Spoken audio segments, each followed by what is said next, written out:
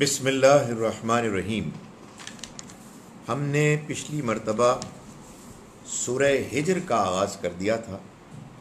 یہ سورہ مبارکہ سورہ نمبر 15 ہے، اور قرآن مجید میں جو سورتوں کی ترتیب ہے اس میں یہ گروپس کے لحاظ سے قرآن مجید کے تیسرے گروپ سے تعلق رکھتی ہے، اور یہ سورہ ابراہیم کے جو سورہ نمبر 14 ہے اس کی جوڑا سورہ ہے، یعنی اس کے اور سورہ ابراہیم کے مضامین میں آپس میں ایسی مناسبت ہے کہ یہ دونوں ایک ہی موضوع سے گفتگو کر رہی ہیں، مگر اس میں دلائل کا انداز ایک دوسرے سے کچھ فرق ہے۔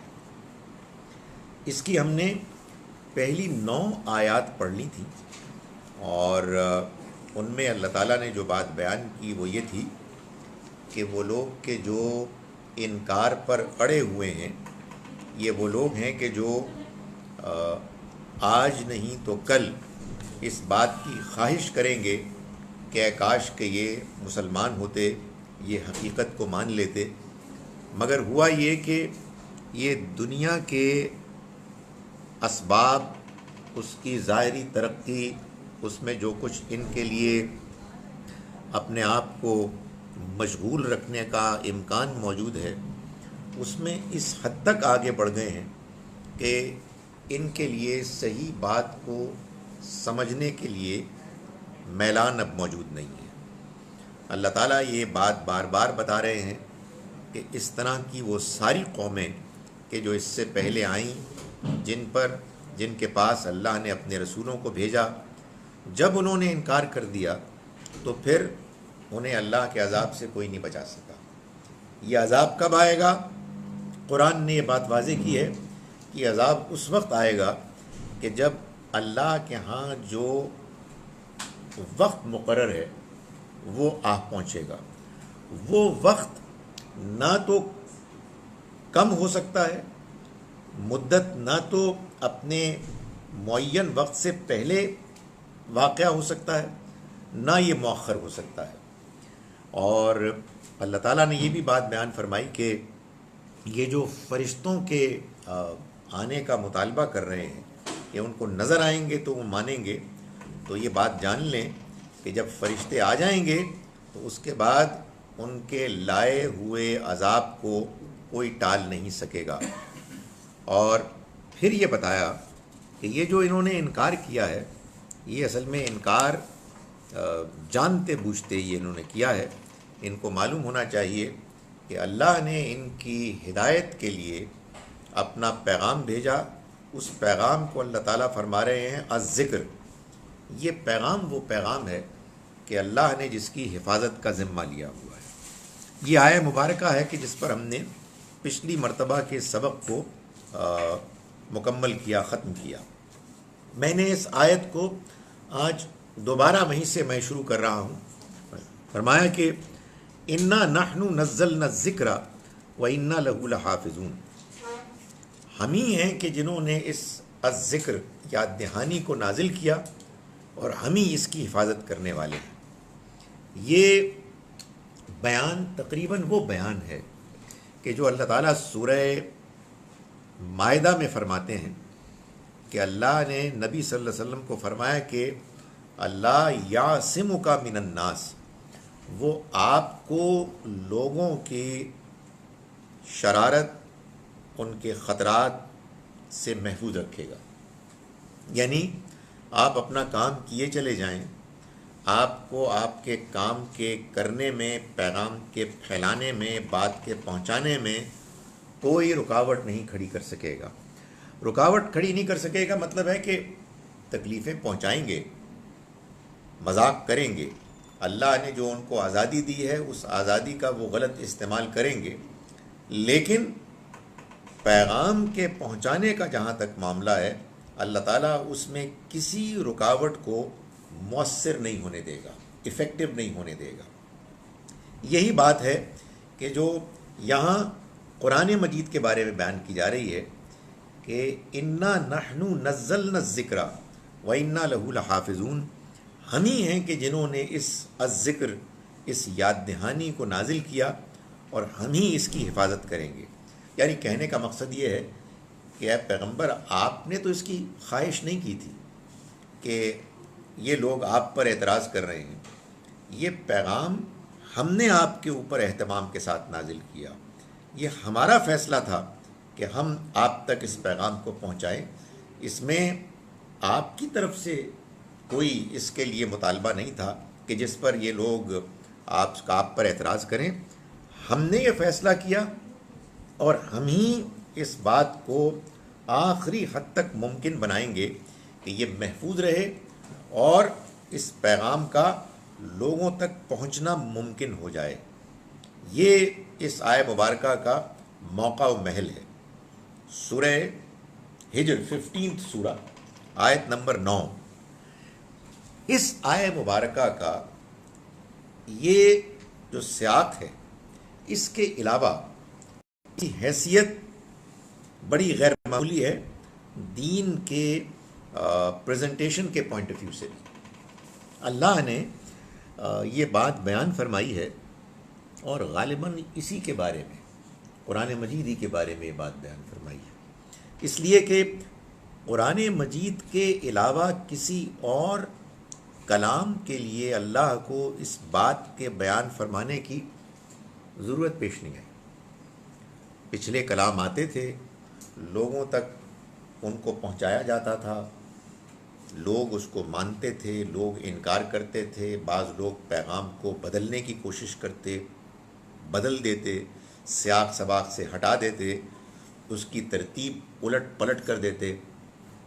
اللہ کے ہاں اس معاملے میں کوئی اقدام نہ ہوتا۔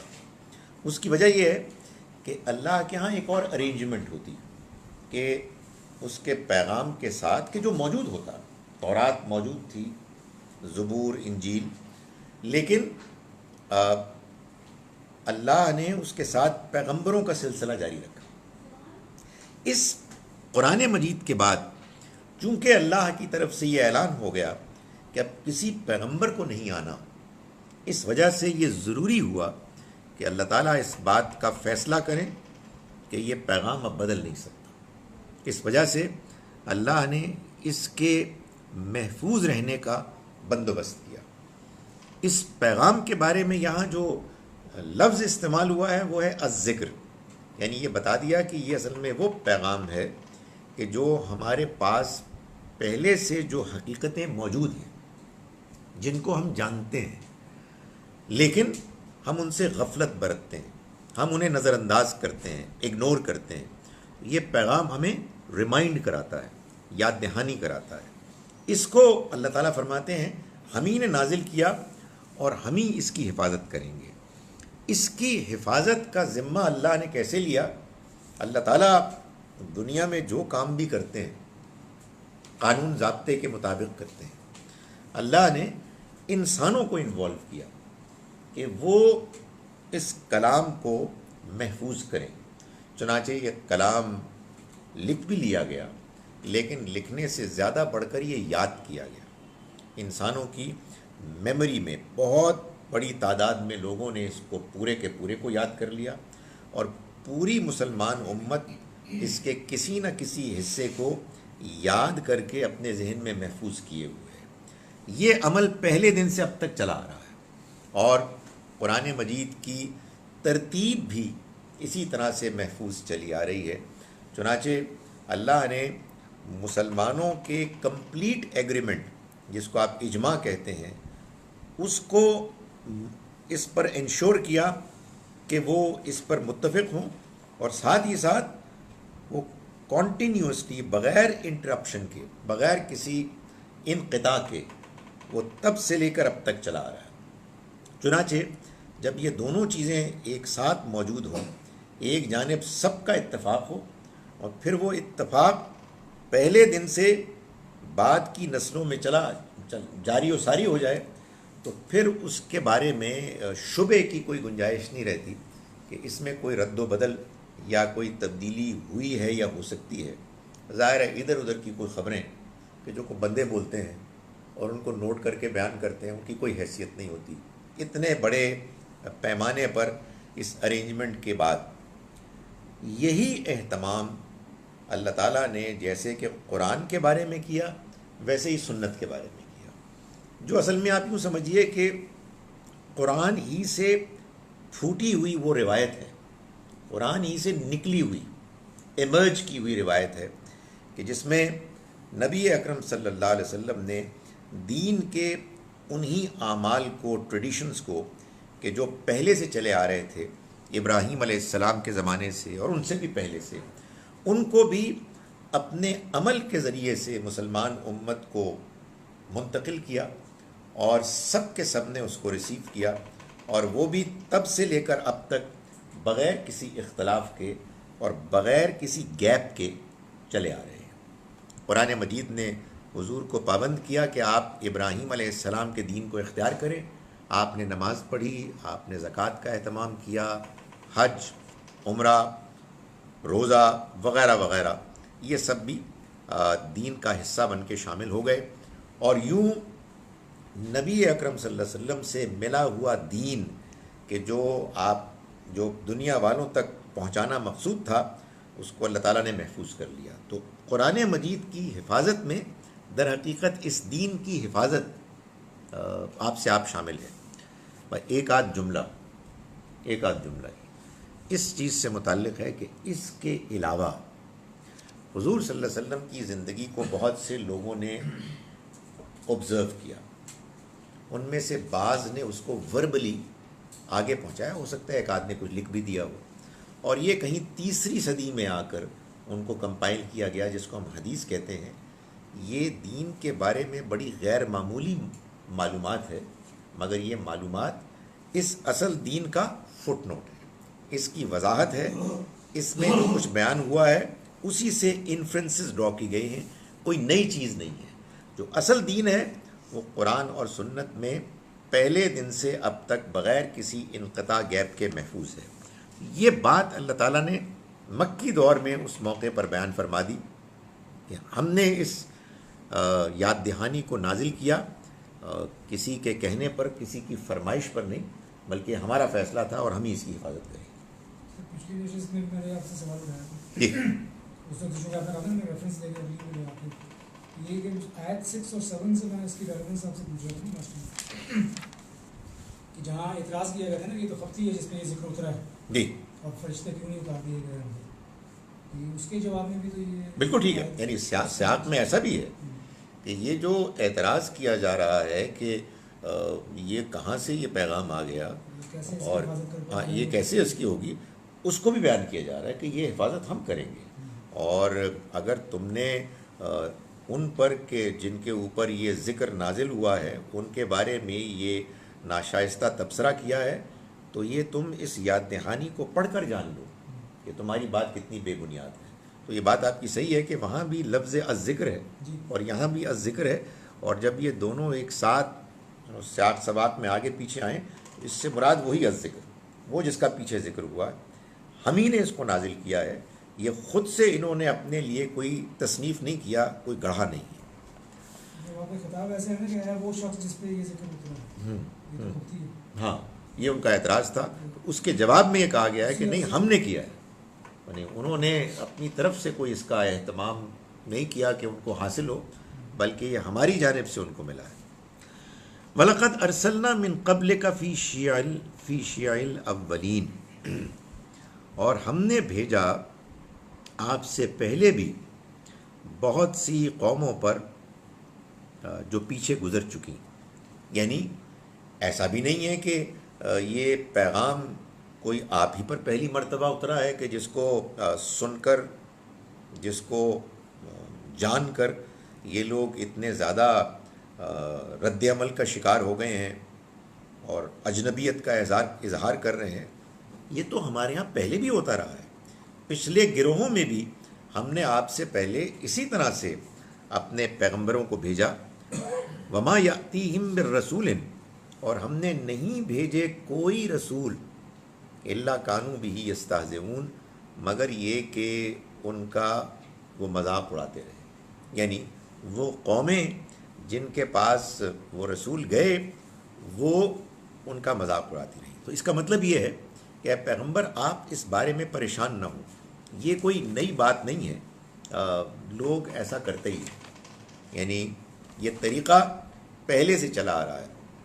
وجہ کیا ہے؟ وجہ یہ ہے کہ یا تو آپ بات سمجھ کر مان لیں تو آپ کو ظاہر ہے کہ اس کی قدر و قیمت، اس کی اہمیت کا احساس ہو جائے گا. لیکن اگر آدمی بات ماننے کے لیے تیار نہیں ہوتا اور اس کے سامنے جو حقیقت بیان کی جا رہی ہوتی ہے وہ اتنی اہم ہوتی ہے کہ جس میں یہ بتایا جا رہا ہوتا ہے کہ اگر آپ نے اس کا انکار کیا تو اس کے بعد آپ بچیں گے نہیں، یعنی جلد یا بدیر آپ کے اوپر اللہ کی پکڑ آ جائے گی. تو یا بندہ مان لے یا پھر انکار کرے گا، اور انکار کرے گا مذاق اڑا کر. اس لیے کہ ظاہر ہے کہ انسان اپنے آپ کو دوسروں کے سامنے ذرا پریزنٹیبل، ایکسیپٹیبل ہونے کے لحاظ سے بات کرتا ہے. اگر آدمی سوچ میں پڑ جائے تو اس کا مطلب یہ ہے کہ آپ متاثر ہو گئے. مان نہیں بھی رہے تو کم سے کم کنسیڈر ضرور کر رہے ہیں. یہ انسان کی بدقسمتی ہے کہ انسان دنیا میں بہت سے اہم معاملات کا فیصلہ دوسرے لوگوں کے لحاظ سے کرتا ہے، دوسروں کو امپریس کرنے کے لیے کرتا ہے. آدمی کو دنیا میں ایک پوزیشن مل جاتی ہے اور وہ اس پوزیشن کی حفاظت کرتا ہے، اور اس لحاظ سے پھر وہ اپنے رویے، اپنے ریئیکشنز کو طے کرتا ہے. تو مذاق اڑانا بھی ظاہر اسی لیے ہوتا ہے کہ وہ جو ہم نے کچھ اپنے سپورٹرز اپنے ارد گرد اکٹھے کر لیے ہیں وہ مطمئن ہیں کہ یار یہ بڑے کانفیڈنٹ ہیں، ان کو اپنی بات پر اتنا زیادہ اعتماد ہے کہ اس کے غلط ہونے کا کوئی سوال ہی پیدا نہیں ہوتا. اور اس میں بھی کوئی شک نہیں ہے کہ دنیا میں بے وقوف لوگوں کی تعداد بھی کچھ کم نہیں ہے. وہ بھی یہ دیکھتے ہیں کہ یار یہ ہمارے جو لیڈر ہیں یہ مذاق اڑا رہے ہیں تو ایسی پھر فضولی بات ہوگی نا. ہم ان کی بڑائی، ان کی چودراہٹ، ان کی اچیومنٹس ہم دیکھتے رہے ہیں، تو اب اگر یہ مذاق اڑا رہے ہیں تو اوکے، پھر اس کا مطلب یہ کوئی حیثیت نہیں ہے اس کی. تو وہ اللہ تعالیٰ نے فرمایا کہ یہی پہلے سے ہوتا چلا ہے، یعنی انسان اپنے سٹائل میں بدل سکتا ہے، کچھ ٹیکنالوجیکل پروگریس میں تبدیلی آ سکتی ہے، لیکن بنیادی طور پر اس کی سرشت وہی رہتی ہے. اسی طرح کا انسان ہوتا ہے، حسد کرنے والا، لوگوں کے ساتھ زیادتیاں کرنے والا، لوگوں کا مذاق اڑانے والا، اپنا دفاع کرنے والا، تکبر کرنے والا، وغیرہ وغیرہ. تو فرمایا کہ ہم نے نہیں بھیجا کوئی رسول اس سے پہلے مگر یہ کہ وہ لوگ کہ جن کے پاس بھیجا وہ ان کا مذاق اڑاتے رہے. کذالک نسلکہ فی قلوب المجرمین، ہم اس طرح مجرموں کے دل میں اسی طرح سے اتارتے رہے. یعنی یہ طریقہ، یہ انداز، یہ مذاق، نفرت اور حسد کے جذبات کے ساتھ طنز، یہ ہم دلوں میں ڈال دیتے ہیں. مجرمین کے یہ بات بیان کر دی کہ یہ اصل میں دل میں ڈلتا ہے مجرموں کے، ان کے مجرم ہونے کی وجہ سے. یعنی اللہ کا بندوں کے بارے میں ایک طریقہ ہے جس کو کہتا ہے سنت. وہ سنت یہ ہے کہ اگر آپ نے سچائی کو ماننے کا رویہ اختیار کیا ہے تو آپ سچائی کو ماننے والے بن جاتے ہیں. سچائی آپ کو مطمئن کرتی ہے، سچائی کی خاطر آپ قربانی دینے کے لیے تیار ہوتے ہیں، اور آپ مزید اٹھتے ہیں، بلند ہوتے ہیں اپنے اخلاق میں. لیکن اگر آپ سچائی سے گریز کرتے ہیں تو پھر آپ کو مزید آپ کے دل میں خیالات، امکانات پیدا ہوتے ہیں کہ آپ اور کیسے اس سے دور ہوں، کیسے مذاق اڑائیں، کیسے سچی باتیں کرنے والوں کے آپ مخالف ہوں، اور آپ کو طرح طرح کے آپ کو جملے، خیالات، آپ کو آئیڈیاز آتے ہیں جس سے کہ آپ ان کی مخالفت کریں. تو فرمایا کہ ہم نے اسی طرح سے کذالک نسلکہ فی قلوب المجرمین، اسی طرح سے ہم مجرموں کے دل میں اس کو اتارتے ہیں، یعنی اس انداز کو. لا یؤمنون بہ، یہ اس پر ایمان نہیں لائیں گے. اس کا کوئی امکان نہیں. وقد خلت سنت الاولین، اور پہلے گزر جانے والوں کا یہی طریقہ چلا آ رہا ہے.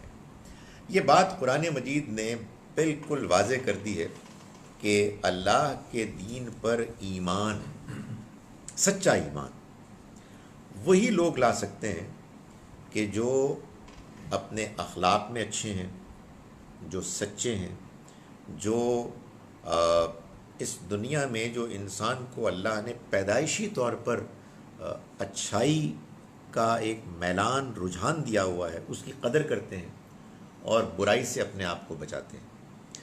جن لوگوں نے اللہ کی دی ہوئی فطرت کی روشنی کو خود اپنے ہاتھوں سے ختم کر دیا، گل کر دیا ہے، اللہ نے یہ بات واضح فرمائی ہے کہ ان لوگوں کو اللہ کی طرف سے آئی ہوئی وہ روشنی، کہ جو وحی الہی کی روشنی ہے، وہ ان کو بالکل متاثر نہیں کر سکتی. اس لیے کہ انسان کے اندر، اس کی فطرت میں اللہ کی وحی کی روشنی کو ریسیو کرنے کا جو امکان ہے، جو میکنزم، سسٹم ہے، وہ تباہ کر دیتے ہیں، ختم ہو جاتا ہے. تو اس کے بعد یہ بات کہ وہ اللہ کی طرف سے آئے ہوئے پیغام کو مان لیں، قرآن کہتا ہے اس کا کوئی امکان نہیں. اس کو یہاں اس طرح سے بیان کیا گیا کہ کذالک نسلکہ فی قلوب المجرمین، اسی طرح سے ہم مجرموں کے دل میں اتار دیتے ہیں، لا یؤمنون بہ، کہ وہ اس پر ایمان نہیں لائیں گے. وقد خلت سنت الاولین، اور پہلوں کی سنت تو گزر ہی چکی. یعنی مطلب یہ ہے کہ یہ طریقہ کہ جو پچھلوں کا ہے وہ تو چلا آ رہا ہے، اس کے بارے میں تو ہم آپ کو آگاہ کر چکے ہیں. ان کے حالات، ان کے واقعات ہم آپ کو بتا چکے ہیں. یہ جو کچھ ہو رہا ہے یہ اصل میں اسی کا ریپیٹ ہے. یہ وہی تاریخ اپنے آپ کو دہرا رہی ہے. ذرا کردار بدل گئے ہیں، کچھ انداز بدل گئے ہیں، لیکن حقیقت میں یہ وہی سب کچھ ہو رہا ہے. فرمایا وَلَوْ فَتَحْنَا عَلَيْهِمْ بَابًا مِّنَ السَّمَاءِ، اور اگر ہم ان پر آسمان کا کوئی دروازہ کھول دیتے، فَظَلُّوا فِيهِ يَعْرُجُونَ، تو وہ جس میں وہ چڑھنے لگتے، لَقَالُوا إِنَّمَا سُكِّرَتْ أَبْصَارُنَا، تو یہ کہتے کہ ہماری آنکھیں تو سکرت، دھندلا گئی ہیں. بل نحن قوم مسحورون، نہیں بلکہ ہم یہ سب لوگوں پر تو سحر ہو گیا ہے، جادو ہو گیا ہے. یعنی ان کی طرف سے یہ جو مطالبہ تھا کہ بھائی یہ آپ منوانا چاہتے ہیں تو کوئی ایسا ہمارے سامنے غیر معمولی واقعہ ہونا چاہیے کہ جس کے بعد اب مانیں کہ آپ اللہ کے کوئی قریبی بندے ہیں، آپ کی اللہ کے ساتھ کچھ ایسی ریلیشن شپ ہے کہ اس کائنات میں آپ ایسے واقعات رونما کرنے میں کامیاب ہو جاتے ہیں کہ جو عام حالات میں ایک عام آدمی نہیں کر سکتا، اس کو اس کی حیثیت حاصل نہیں ہے. تو کیا ایسا نہیں ہو سکتا کہ آسمان کے دروازے کھل جائیں، ہم آسمان پر چڑھ جائیں، ہمیں وہاں جا کر یہ محسوس ہو کہ ہاں واقعی یہ جو آپ باتیں ہمیں بتا رہے ہیں، غیب کی خبریں، یہ خبریں درست ہیں. تو اللہ تعالیٰ فرما رہے ہیں کہ اگر ایسا ہو بھی جائے اور یہ چڑھنے بھی لگے تو اس موقع پر بھی وہ یہی کہیں گے کہ کچھ ہماری آنکھیں کچھ تھوڑی سی دھندلا سی گئی ہیں، معلوم ہوتا ہے کہ ہم پر جادو کیا گیا ہے. یعنی قرآن یہ بتاتا ہے کہ ایسا ہرگز نہیں ہے کہ اگر لوگوں کو معجزات دکھا دیے جائیں تو وہ اس کے نتیجے میں ایمان لے آئیں گے. نہیں، ایمان لانے کے لیے ضروری ہے کہ انسان کے اندر حقیقت کو ماننے کی تڑپ، شوق موجود ہو. اگر وہ موجود ہے تو پھر اللہ کی طرف سے آئی ہوئی ہدایت، وہی میں جو کچھ بیان ہوا ہے وہی بہت کافی ہے انسان کو متاثر کرنے کے لیے. اور اگر انسان کا باطن گندا ہو گیا ہے تو پھر چاہے کتنی ہی نشانیاں کیوں نہ دکھا دی جائیں، انسان کوئی نہ کوئی بہانہ ڈھونڈ لے گا، کوئی نہ کوئی اس کے انکار کے لیے کوئی ایسا تبصرہ تلاش کر لے گا کہ جس کے بعد اس کو نہ ماننا پڑے. فرمایا کہ وَلَقَدْ جَعَلْنَا فِي السَّمَاءِ بُرُوجًا وَزَيَّنَّاهَا لِلنَّاظِرِينَ، اور ہم نے بنایا آسمان کو برجیوں کی مانند، یعنی قلعوں کی مانند، وَزَيَّنَّاهَا لِلنَّاظِرِينَ، اور دیکھنے والوں کے لیے ہم نے اس کو خوشنما بنا دیا۔ یہ اب اللہ تعالیٰ بتا رہے ہیں کہ یہ تو فرمائش کرتے ہیں کہ کوئی نشانی دکھائیں تاکہ ہم اوپر آسمان پہ چڑھ جائیں اور کچھ سیر ویر کر کے آئیں، اور اس کے بعد واپس آ کے کہیں کہ نہیں یار تم ٹھیک کہتے تھے، یہ واقعی ہم نے بھی دیکھ لیا ہے۔ تو اللہ تعالیٰ فرما رہے ہیں کہ نہیں، اس کا کوئی امکان نہیں، تم اس میں پریشان نہ ہو، اگر یہ چلے بھی جائیں گے تو کچھ فضول باتیں کرتے ہوئے واپس آ جائیں گے۔ اور ویسے بائی دا وے، اس دنیا میں رہتے ہوئے ان کو غیر معمولی چیزیں نظر نہیں آ رہی؟ جس دنیا میں یہ رہتے ہیں، اس دنیا میں ان کو یہ آسمان نظر نہیں آ رہا؟ جس آسمان کے نیچے جب یہ کھڑے ہوتے ہیں تو ان کو یہ محسوس ہوتا ہے کہ انتہائی شاندار خوبصورت اللہ نے ایک چھت کی مانند ایک بالکل چراغوں سے روشن ایک دنیا بسا رکھی ہے۔ تو فرمایا کہ دیکھیں تو صحیح کہ ہم نے آسمان کو ایسے بنایا ہے جیسے کہ کوئی مضبوط قلعہ ہے، اور اس کو ہم نے مزین کر دیا ہے، خوشنما کر دیا دیکھنے والوں کے لیے۔ وَحَفِظْنَاهَا مِن كُلِّ شَيْطَانٍ الرَّجِيمٍ، اور ہم نے اس کو محفوظ کر دیا شیطان مردود کے ہر شر سے، ہر طرح کی اس کی غلط در اندازی سے۔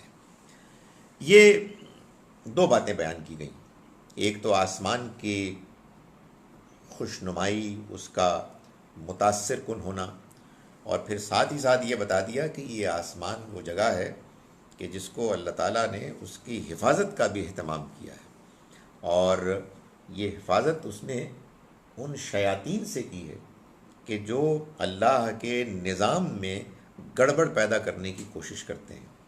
شیطان رجیم یعنی مردود، رجم کیا گیا، دا ریجیکٹڈ ون، یعنی یہ اس کے لیے استعمال ہوا ہے۔ فرمایا کہ الا من استرق السمع، سوائے اس کے کہ جو کچھ سن لے تھوڑا سا، فاتبعہ شہاب مبین، تو اس کے پیچھے، اس کا پیچھا کرتا ہے ایک شہاب مبین، ایک شعلہ روشن۔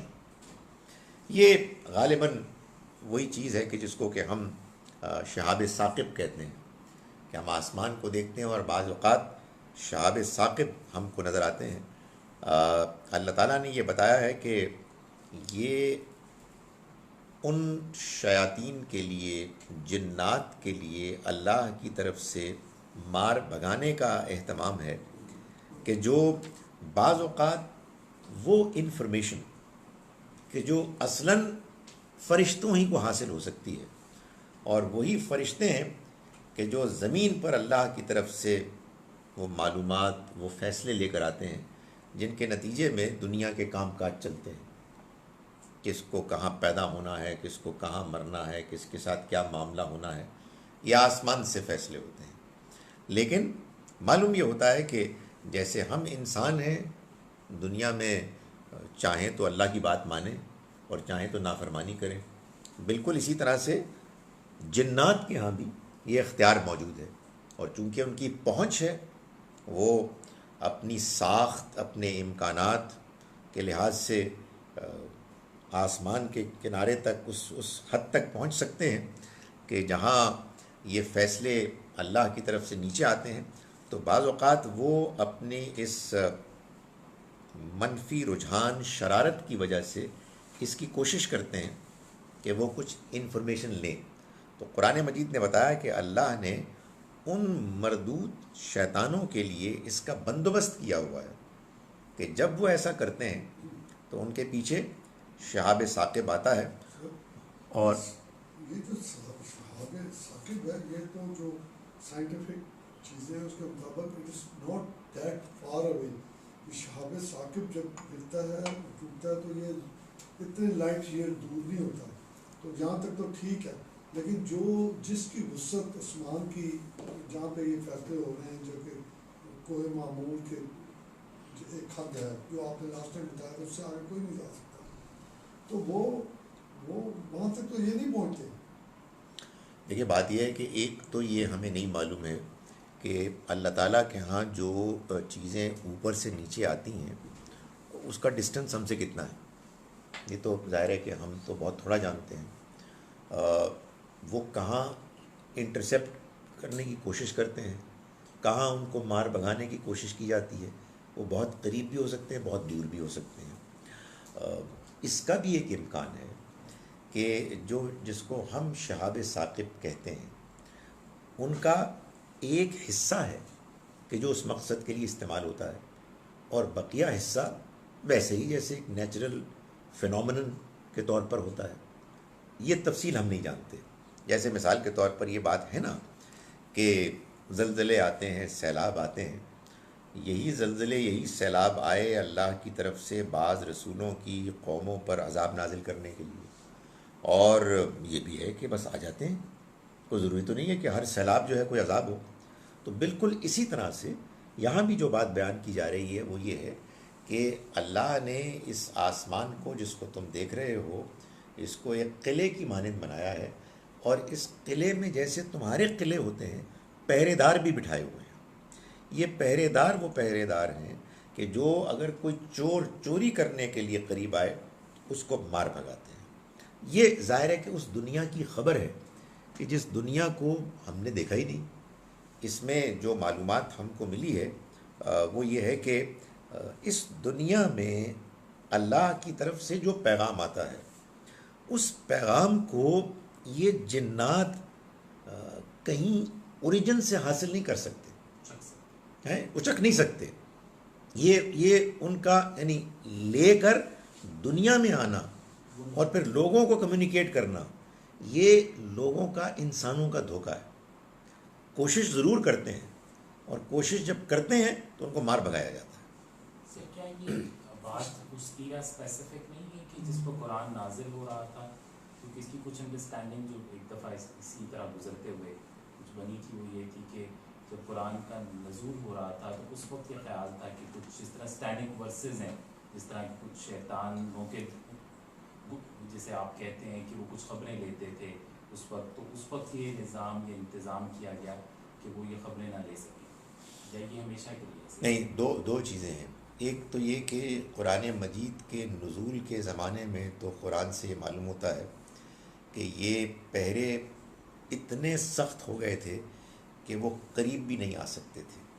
یہاں جو بات بیان ہو رہی ہے یہ اس ریفرنس کی لگتی نہیں, یعنی یہ ایک جنرل بات لگتی ہے کہ اس آسمان کو اللہ تعالیٰ نے محفوظ رکھا ہے, اور اللہ کے فیصلے عام حالات میں بھی آتے ہیں, فرشتوں کے ذریعے سے اترتے ہیں, مگر اللہ نے آزمائش کے نقطہ نظر سے ان جنات کو اتنی آزادی دی ہے کہ وہ اگر چاہیں تو اس کی کوشش کر لیں, لیکن ان کی کوشش کامیاب نہیں ہوتی. چنانچہ وہ کچھ ادھر ادھر سے کوئی چیز سن لیں اور وہ اپنے دنیا میں بے وقوف جو فالوورز ہیں, کاہن اور دوسرے نجومی اور لوگوں کو دھوکہ دینے والے, ان کو بتا دیں. تو ان کو معلوم ہونا چاہیے کہ اس طرح کا کوئی امکان اللہ کے نظام میں موجود نہیں ہے. سر ادھر ادھر سے فرشتوں سے سنیں تو فرشتوں کو ان کے ساتھ مطلب بالکل 180 ڈگری کا ڈفرینس ہے. نہیں 180 تو غلط کچھ انفارمیشن نہیں نہ دے سکتے. وہ ٹھیک ہے بات, لیکن اب اس کی بھی تفصیل ہمیں نہیں معلوم ہے کہ وہ فرشتوں کے ساتھ ان کا رابطہ کس طرح کا ہوتا ہے. یہ بھی ممکن ہے کہ فرشتے آپس میں بات چیت کر رہے ہیں, اور یہ بھی معلوم ہوتا ہے کہ بعض اوقات آزمائش کے لیے ہو جاتا ہے کہ وہ آپس میں گفتگو کر رہے ہیں, یہاں سے انہوں نے کچھ چیز حاصل کر لی. اب یہ ڈیٹیل تو ہم نہیں جانتے, یعنی جو چیز قرآن مجید نے بتایا ہے کہ جو چیز غیب سے متعلق ہے اس میں جتنی بات ہے بس اتنی ہمیں سمجھنی ہے. اس میں کئی امکانات ہیں قیاس کرنے کے, یعنی اس میں اصل میکانزم کیا ہوتا ہے ہمیں نہیں معلوم. بس یہ سادہ سی بات بتا دی کہ یہ جو شیاطین ہیں ان کو اللہ کے ہاں اس شاندار آسمان میں مار بھگانے کے لیے اہتمام رکھا گیا ہے, اور جب کبھی وہ کوئی اپنی طرف سے چیز چرانے کے نتیجے میں نکل بھاگنے کی کوشش کرتے ہیں تو ان کو وہیں شوٹ کر دیا جاتا ہے. وَالْأَرْضَ مَدَدْنَاهَا, اور زمین ہم نے اس کو ہموار کر دیا. وَأَلْقَيْنَا فِيهَا رَوَاسِيَ, اور ہم نے اس میں گاڑ دیے پہاڑ. وَأَنبَتْنَا فِيهَا مِن كُلِّ شَيْءٍ مَوْزُونٍ، اور ہم نے ان کے اندر ہر طرح کی پروپورشنیٹ متناسب چیزیں اگا دیں، اس میں ہم نے اس کا اہتمام کر دیا. یعنی یہ یاد رہے کہ یہ اصل میں بات ہو رہی ہے اس پس منظر میں کہ لوگ نشانیاں مانگ رہے تھے. وہ کہہ رہے تھے کہ کوئی ایسی حیرت انگیز چیز ہم کو نظر آئے گی کہ جس کو دیکھ کے ہم محسوس کریں گے کہ واقعی یہ تو بہت غیر معمولی واقعہ ہو گیا ان کے ذریعے سے، تو تب ہم مانیں گے. تو اللہ تعالیٰ نے فرمایا کہ یہ جس دنیا میں رہتے ہیں، اس دنیا میں جو حیرت انگیز واقعات ان کے گرد و پیش ہو رہے ہیں، ان کے بارے میں ان کا کیا رویہ ہے. یہ وہی بات ہے کہ جو بات میں اس سے پہلے بیان کر چکا کہ جیسے اللہ تعالیٰ یہ فرماتے ہیں کہ جس شخص کے اندر اخلاقیات موجود تھی اور اس نے اس کا فائدہ نہیں اٹھایا، وہ اللہ کی طرف سے آئی ہوئی وحی کو کی قدر نہیں کر سکتا. بالکل اسی طرح سے جس شخص نے اس دنیا کی شان و شوکت کو دیکھنے کے باوجود، اس میں اللہ تعالیٰ کی مہربانیوں کو، اس کی قدرت کی نشانیوں کو دیکھنے کے باوجود اس سے متاثر ہونے، اس کی طرف مائل ہونے سے انکار کیا، اس کو کوئی معجزہ اس پر اثر انداز نہیں ہو سکتا. اس کی وجہ یہ ہے کہ اللہ نے یہ طے کیا ہے کہ انسانوں کو اللہ کی طرف سے آئے ہوئے پیغام، نشانیوں کا فائدہ اسی وقت ہوگا کہ جب وہ اپنے اندر اس کی صلاحیت پیدا کریں گے، جب وہ اللہ کی طرف سے آئی ہوئی مہربانیوں کی قدر کریں گے. جب وہ قدر نہیں کرتے تو پھر ان کے لیے کوئی نئی نشانی، کوئی نیا پیغام، کوئی نیا امکان، کوئی تبدیلی نہیں لاتا. آپ وہی انسان ہیں جو انسان پہلے بھی اللہ کی نشانیوں کو نظر انداز کر چکے ہیں، تو ایک نئی نشانی آ بھی جائے گی تو کیا ہوگا؟ کچھ بھی نہیں ہوگا. وہی رویہ ہے جو جاری رہے گا. تو فرمایا کہ اور زمین ہم نے اس کو پھیلا دیا، ہموار کر دیا، اور ہم نے اس میں پہاڑ گاڑ دیے، اور ہم نے اس میں اگائے من کل شیء موزون، ہر قسم کی چیزیں جو ایک خاص تناسب کے ساتھ ہم نے اس میں ان کے لیے مہیا کر دی. وجعلنا لکم فیہا معائش، اور ہم نے تمہارے لیے اس میں معیشت کے بہت سے امکان رکھ دیے. وَمَن لَسْتُمْ لَهُ بِرَازِقِينَ، تمہارے لیے بھی اور ان کے لیے بھی جن کے تم رازق نہیں ہو، یعنی جن کو تم رزق نہیں دیتے. اس دنیا میں انسانوں کو اتنی ضرورتیں لاحق ہیں، ہم کھاتے ہیں، ہم پیتے ہیں، ہم سانس لیتے ہیں، اور نہ جانے ہمارے جسم کو کیا کیا ضرورتیں اور لاحق ہیں. آپ جتنی میڈیکل سائنس میں ترقی کرتے ہیں اتنی ہمیں باتیں بتاتے ہیں جی کہ انسان کے جسم کو ان چیزوں کی ضرورت ہے، اور ان کی وہ ضرورتیں بھی پوری ہو رہی ہیں. تو اللہ نے انسان کو اس دنیا میں ایسے بھیجا کہ اس کی ضرورتیں ہی ضرورتیں، حاجتیں ہی حاجتیں ہیں. انسان ڈیپینڈنٹ ہے، انسان محتاج ہے اپنے وجود کو برقرار رکھنے کے لیے، اپنے سروائیول کے لیے. اور اللہ نے کیا کیا ہے؟ اللہ نے اس کو پرووائڈ کیا ہے، جو ضرورت ہے اس کو پرووائڈ کیا ہے. اور فرمایا کہ صرف یہی نہیں ہے، اس دنیا میں اور بہت ساری مخلوقات ہیں، ان کے بھی بائی دا وے آپ رازق نہیں ہیں کہ آپ ان کو فیڈ کر رہے ہیں، آپ ان کو زندہ رکھے ہوئے ہیں. تو یہ حیرت انگیز کائنات کے جس کے آپ ایک حصہ ہیں، آپ نے کبھی اس پہ غور نہیں فرمایا کہ ہم نے یہ سارا اہتمام کیا ہے. وَإِن مِّن شَيْءٍ إِلَّا عِندَنَا خَزَائِنُهُ، اور جو بھی چیز یہاں موجود ہے، جتنی بھی چیزیں موجود ہیں، یہ سب کی سب وہ ہیں کہ ہمارے پاس اس کے خزانے موجود ہیں، سب کے سب کے. وَمَا نُنَزِّلُهُ إِلَّا بِقَدَرٍ معلوم، لیکن اس کو ہم نہیں نازل کرتے سوائے ایک طے شدہ اندازے کے مطابق. یعنی اللہ کے پاس تو انسانوں کی ضرورتوں کو پورا کرنے کے لیے اور اپنی مخلوقات کی ضرورتوں کو پورا کرنے کے لیے جو جو ریسورسز درکار ہیں اس کی کوئی کمی نہیں ہے، مگر اللہ تعالیٰ سپلائی کرتا ہے ایک معلوم متعین ایک اندازے کے مطابق.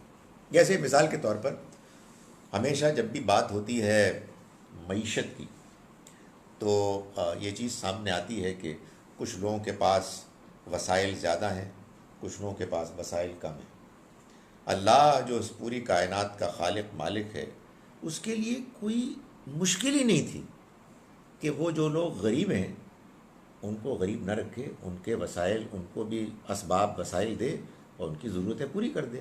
لیکن یہ اس نے طے نہیں کیا۔ اس کی وجہ یہ ہے کہ اس نے اس دنیا کی زندگی کو امتحان اور آزمائش کے لیے پیدا کیا ہے۔ اس وجہ سے اس نے ایک قدر معلوم کے مطابق نازل کیا تاکہ وہ دیکھے کہ جن کو زیادہ ملا ہے وہ کیا کرتے ہیں، جن کو کم ملا ہے ان کا کیا رویہ ہے، تاکہ اس دنیا کے امتحان میں ہر انسان اپنے ایٹیچیوڈ، رویے، آزمائش میں جو اس کا عمل، طرز عمل ہے، اس سے یہ دکھائے کہ اس کے کتنے مارکس ہیں، اس کو کتنے گریڈ میں کیا گریڈ ملے گا، جس کے نتیجے میں آخرت میں اس کے بارے میں فیصلہ ہوگا۔ تو فرمایا کہ یہ سب کچھ ہم کرتے ہیں۔ وارسلنا الریاح لواقحا، اور ہم نے بھیجی ہوائیں ضرورت پوری کرنے کے لیے، موزوں کرنے کے لیے۔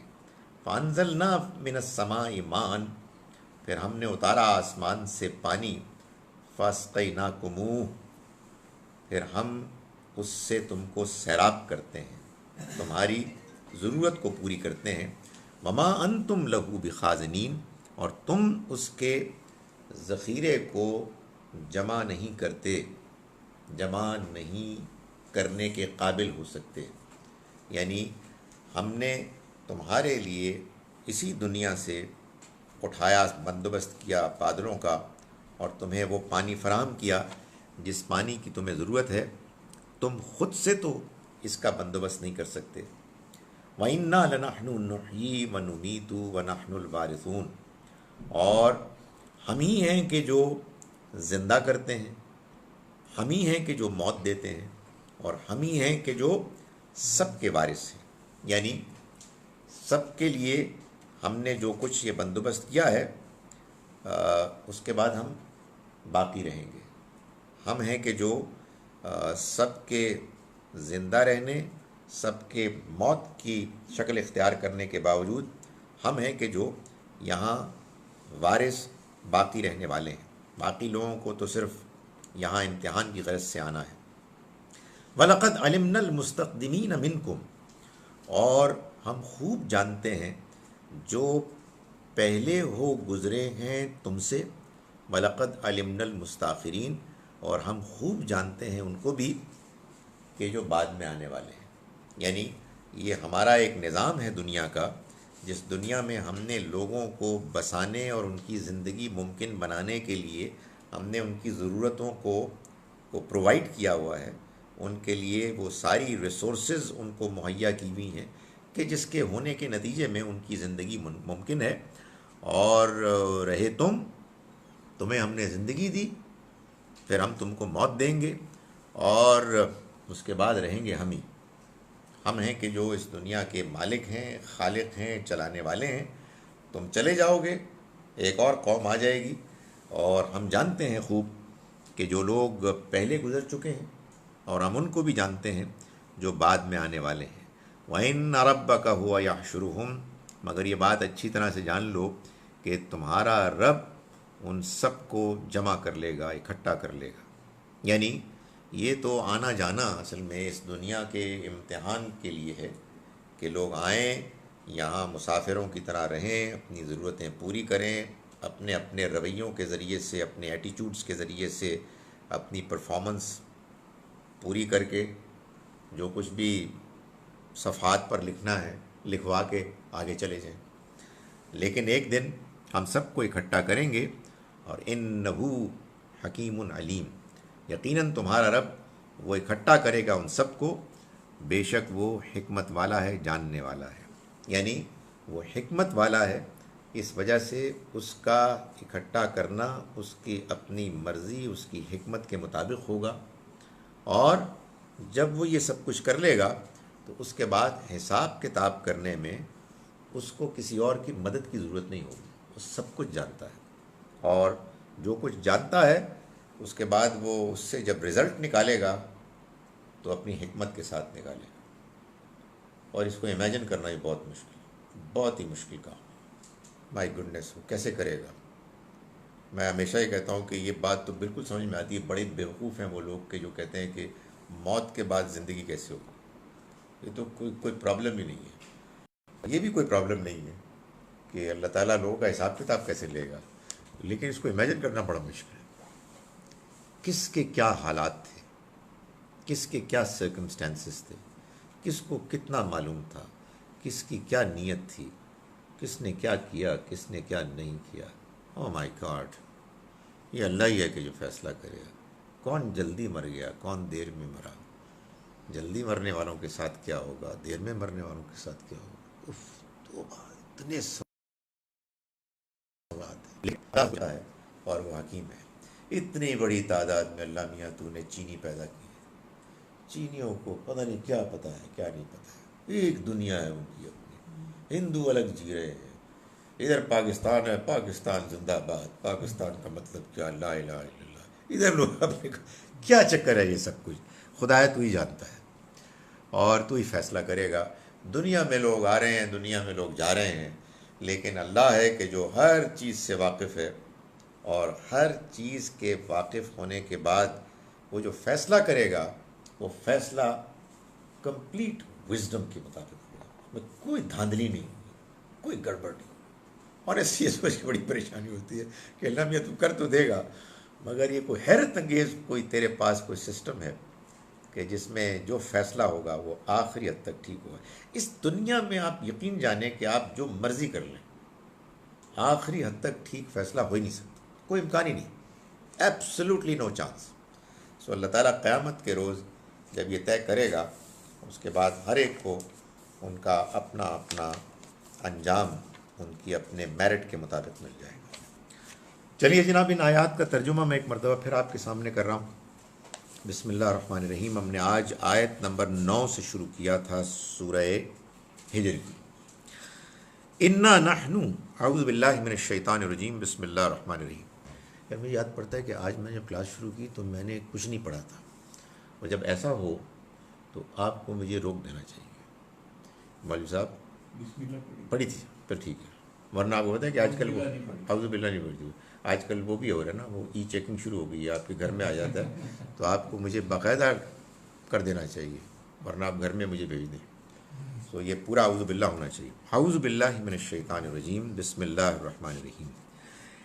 انا نحن نزلنا الذکر، ہم ہی ہیں کہ جنہوں نے اس یاد دہانی کو اہتمام کے ساتھ نازل کیا. وَإِنَّا لَهُ لَحَافِظُونَ، اور ہم ہی اس کی حفاظت کرنے والے ہیں. یہ جو ہوتا ہے نا قرآن مجید میں میں اور ہم دونوں اللہ میاں کے لیے استعمال ہوتے ہیں. تو میں جب استعمال ہوتا ہے تو اس میں بعض اوقات بیان کرنا ہوتا ہے اس کی توحید، اس کے یکتا ہونے کے پہلو کو، یا اس کے غیر معمولی التفات، کسی کی طرف مہربانی، انٹینیشن کو بیان کرنے کو، یا انٹیمیسی، یا اپنے کسی بڑے اسپیشل بات کو، فیصلے کو. وما خلقت الجن والانس. اور جب جمع ہو ہم، تو یہ بھی وہ لکھنوی ہم ہے جو بادشاہوں کا، کوئین کا ہم ہے، رائل وی. پنجاب میں لوگوں کو کیا پتا کہ ایک بندہ کہہ رہے ہیں ہم جا رہے ہیں، اس سے مراد یہ میں جا رہے ہیں، بھیا میں جا رہے ہیں. سو یہ جب ہوتا ہے تو اس سے مراد ہوتی ہے اللہ کا اہتمام، اس کا نظام، اس کا گرینڈیور، ہاں میگنیفیسنس، وہ یہ اس سے مراد ہوتی ہے.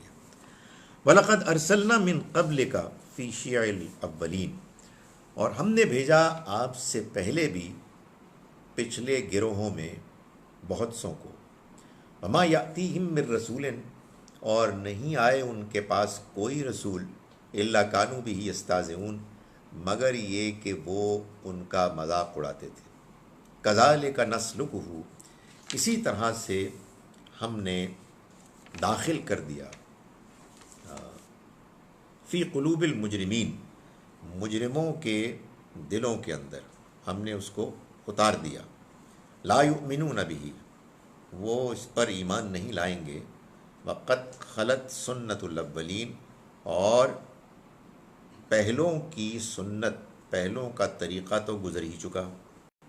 وَلَوْ فَتَحْنَا عَلَيْهِمْ بَابًا مِّنَ السَّمَاءِ، یہ فرمائش کرتے ہیں، جان لیجئے کہ اگر ہم کھول دیں، ہم نے کھول دیا ہوتا ان پر آسمان کا دروازہ، فَظَلُّوا فِيهِ يَعْرُجُونَ، پھر وہ اس میں چڑھنے لگتے.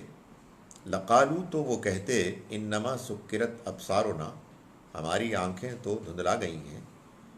بل نحن قوم مسحورون، نہیں بلکہ اصل بات یہ ہے کہ ہم پر جادو کر دیا گیا ہے. وَلَقَدْ جَعَلْنَا فِي السَّمَاءِ بُرُوجًا، اور ہم نے بنایا آسمان میں قلعہ.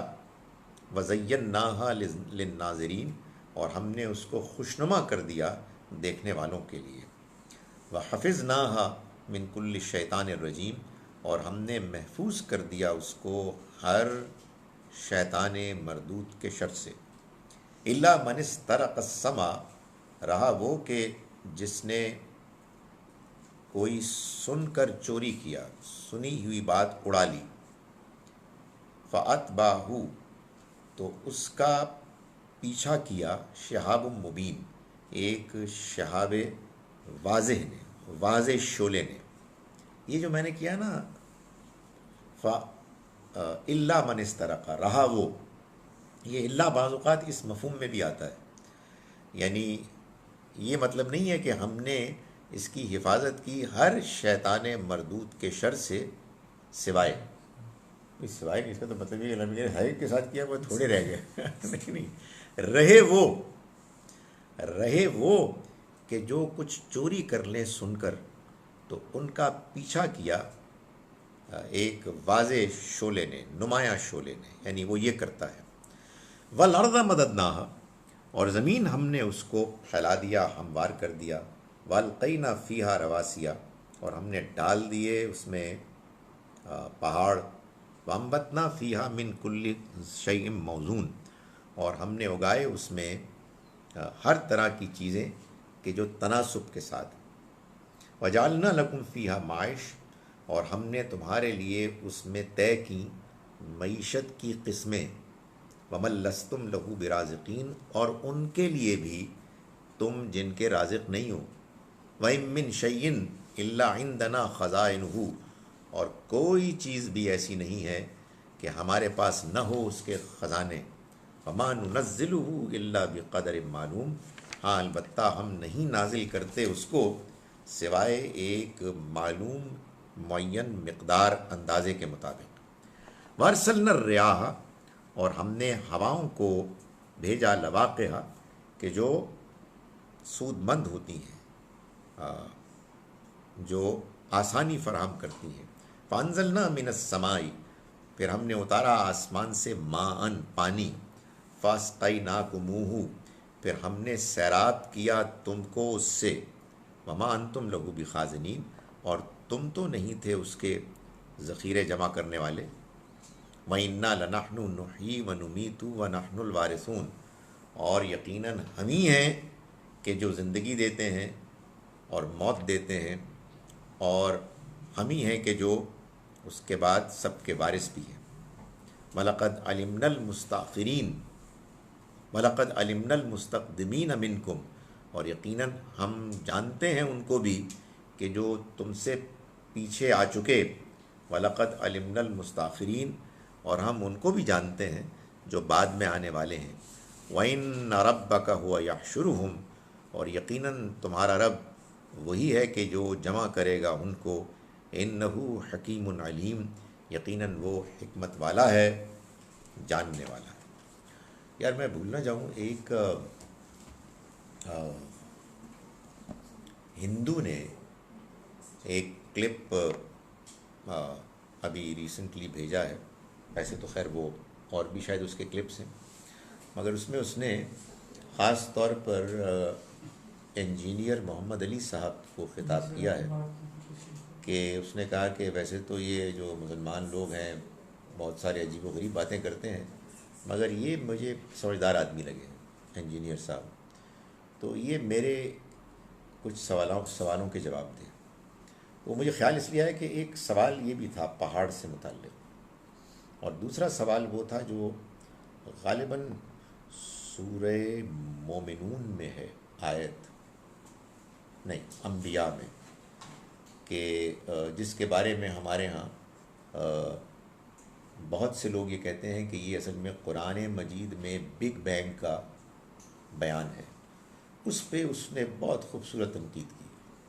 یعنی مجھے بڑی خوشی ہوئی کہ ہندو نے پکڑا اس کو اور کہا جی کہ اس کا کوئی جواب دے, کہ اللہ میاں کہہ رہے ہیں کہ کیا تم نے نہیں دیکھا کہ آسمان اور زمین دونوں جڑے ہوئے تھے, پھر ہم نے ان کو الگ کیا. تو میں پوچھتا ہوں کس نے دیکھا؟ آپ نے دیکھا؟ تو میں نے کہا کہ یہ اتنی صحیح اس کی تنقید ہے, لیکن اس کا جواب جانا چاہیے. اور میرا یہ خیال ہے کہ اتنے نرم لہجے میں جانا چاہیے کہ اس کو پہلے اس کو شاباش دیں کہ یار تم نے یہ بہت اچھی بات کی, اور ایسے ہی قرآن کو پڑھو تنقیدی طور پر, تاکہ تمہیں سمجھ میں آئے کہ اس میں جو بات کہی جا رہی ہے وہ کس حد تک صحیح ہے. تو اگر ہو سکے تو اس کو ہم دیکھ لیں کہ اگر انجینئر صاحب ہیں, بڑے وہ قابل آدمی ہیں, آئی ایم شیور وہ دے سکتے ہیں جواب, انہوں نے دیا ہو اللہ کرے. لیکن اگر نہیں ہوا تو میرا خیال ہے کہیں سے جواب ہے. اس وقت وہ بہت زیادہ عرصہ نہیں ہوتا, 12,000 تو اس کو ویوز آ چکے تھے, پتہ نہیں کتنے اور آئیں گے. جی میں اگر ملا تو میں آپ کو بھیج دوں گا. اعوذ باللہ من الشیطان الرجیم کے ساتھ اس کو سنیے گا. اسی طرح ایک ہندو کی میں نے ایک ویڈیو دیکھی تھی جس میں اس نے بیٹھ کے نا ایگزسٹنس آف گاڈ پروو کی تھی. اچھا, اس میں بھی بڑے 2-3 لاجیکل سے پوائنٹس تھے کہ اس نے کہا تھا کہ he must be God must be full of energy, کیونکہ at the moment of creation, point of creation, اس کے بعد جتنی بھی بینگز آئی ہیں ان کے لیے انرجی چاہیے تھی. تو وہ انرجی کہاں سے پروڈیوس ہوئی ہے, اور ایسی اینٹی نے اگر وہ انرجی پروڈیوس کی ہے تو اٹ مینس کہ he must be omnipotent, full of energy all the time to give up. وہ بڑی لاجیکل سی بات میں نے یار اصل میں ہم لوگ بہت وہ ہیں اس معاملے میں, کیا کہنا چاہیے, تعریف نہ کر سکنے والے, بڑی ہماری محدود ہے ایکنالج کرنے کی صلاحیت. ورنہ حقیقت یہ ہے کہ ابھی ریسنٹلی میں ایک کرسچن کو سن رہا تھا, کسی ایتھیسٹ کو جواب دے رہا تھا, بالکل اس نے اس کو چت کر دیا. سو بہت کام ہوتا ہے. ظاہر ہے جہاں ہم ڈس ایگری کرتے ہیں وہاں ہم ڈس ایگری کریں گے, لیکن اگر ہمارے اور ان کے درمیان کچھ چیزیں کامن ہیں اور وہاں سے ہم کو وزڈم ملتی ہے تو ضرور اس سے فائدہ اٹھانا چاہیے, اور ہمیں ایسے ہی پیش کرنا چاہیے کہ یہ سب ہماری ایک کامن ہیریٹیج ہے. ہم آپ کو کیا کہہ رہے ہیں, ہم آپ کو یہ بتا رہے ہیں کہ یار یہ بھی اسی سلسلے کی ایک کڑی ہے. یہ پیغام جو ہے یہ آپ کے لیے بھی ہے, اور ٹھیک ہے آپ اس کو ٹھوک بجا کے دیکھیں. ہم تو یار ناراض ہو جاتے ہیں اور پتہ نہیں کیسے اس کو پیش کرتے ہیں کہ ہم صحیح ہیں آپ غلط ہیں, اینڈ سو آن. اس کے بعد کون آپ کی بات سنے گا؟ سو دیکھتے رہنا چاہیے اس طرح کی چیزیں. سر میں نے ایک سوال پوچھنا تھا. میں ابھی کینیڈا گیا تھا تو وہاں پہ مجھے 80 سال کے بندے ملے, 75 سے 80 سال عمر تھی, ان کی وائف بھی تھی. تو ان سے ہوٹل میں بڑا اچھا سلام دعا ہو گئی. تو انہوں نے کہا کہ میں آپ کو ایک کیسٹ بھیجوں, کچھ ہماری اللہ کے لیے ہے کچھ ہے. تو میرے بیٹے نے مجھے کہا کہ پاپا یہ وہ جو ہوتے ہیں شادی کر کے وہ جو ہوتے ہیں وہ پتہ نہیں کیا کہتے ہیں, ان کے اسی طرح کے پریس ٹائپ بھی ہوتے ہیں, تو یہ وہ مجھے لگتے ہیں. میں نے کہا اچھا ہو گیا. کچھ دن پہلے مجھے پارسل موصول ہوا ہے, اس کے اندر انہوں نے وہ بھیجی ہے جس سے ہماری نظمیں وہ نہیں ہوتی نعتیں, اس طرح وہ بڑے اچھے میوزک کے اندر لا کے انہوں نے بہت اچھی بات کی ہے. لیکن وہ کیا کہ اگر ہم یہ کہیں گے آپ کرائسٹ کو نہ مانیں اللہ کو مان لیں تو بات وہی ہے, صرف نام وہ کرائسٹ کا لے لیتے. تو میں کیا اس کا سننا, میں ایک دفعہ اس کو سنا میں نے, کیا وہ جائز ہے؟ دیکھیں بات یہ ہے, لیکن میں اس وقت وہ جو چیز وہ کرائسٹ کا لا رہے تھے یا لارڈ کہتے تھے, میں اس لارڈ کو اپنے اللہ دیکھیں اگر آپ ایگزیکٹلی وہی تھی جو اسلام میں کی جائے. اگر وہ لارڈ کہہ رہے ہیں اور آپ لارڈ کو کسی طرح سے اللہ سے ریلیٹ کر رہے ہیں تو یہ تو سمجھ میں آ سکتی ہے بات، لیکن اگر وہ جیزس کرائسٹ کہہ رہے ہیں تو پھر تو اپنے آپ کو دھوکہ دینے والی بات ہے نا۔ سو اس معاملے میں آپ کو اپنے آپ سے پوچھ لینا چاہیے کہ کیا یہ واقعی بات جو میں سمجھ رہا ہوں، جو چیز مجھے متاثر کر رہی ہے، جس انداز سے میں اس کو پرسیو کر رہا ہوں، وہ توحیدی ہے یا نہیں ہے۔ کیونکہ یہ تو ہمارے یہاں مسلمانوں میں نے آپ کو بتایا تھا نا پہلے، صوفیزم میں بہت ہے۔ میں ایک عرصے تک اس حماقت میں مبتلا رہا کہ یہ جو شاعری ہے یہ حمد ہے، محض تیرا یہ کرم ہے آقا کہ بات اب تک بنی ہوئی۔ آنیسٹ ٹو گاڈ میں یہ سمجھا کہ اللہ میاں سے متعلق، یہ بڑے عرصے بعد مجھے پتہ لگا کہ یہ تو نبی صلی اللہ علیہ وسلم کو ایڈریس کیا جا رہا ہے، یہ کیا چکر ہے یار۔ سو اگر یہ بات اللہ سے متعلق ہے تو کیا شاندار ہے، لیکن غیر اللہ کے لیے تو یہ بالکل ٹھیک نہیں۔ سو ڈپینڈ کرتا ہے، آپ اگر اس کو لے سکتے ہیں اس طرح سے۔ نہیں، جیسے ہم کہتے ہیں نا کہ ہمیں ان کی بھی کچھ چیزیں سننی چاہیے، وہ کیا کیا رہے اس کے بعد ہم نے، اور جیسے ہم ان کو سناتے ہیں تو ہم کہتے ہیں ہماری بات کیوں نہیں سنتے۔ دیکھیے دو الگ الگ چیزیں ہیں۔ ایک یہ ہے کہ میں ان کا موقف سنوں، یہ موقف ہی کے لیے میں نے کیا، وہ موقف تو کتنا ہی شرک سے آلودہ کیوں نہ ہو، مجھے سننا ہے، اس لیے کہ جب تک میں سنوں گا نہیں میں اس کا جواب کیسے دوں گا۔ اور ایک یہ ہے کہ میں اس کے بارے میں ایسے بیہیو کروں کہ میں نے اس کو یا اس کے ایک حصے کو مان لیا ہے، یہ نہیں ہو سکتا۔ تو میں شرک پر مبنی شاعری، موسیقی، گانے کو انجوائے کرنے لگوں، تو انجوائے تو اصل میں آپ کرتے مان کر، یعنی کچھ آپ نے اس کو ایکنالج کر لیا۔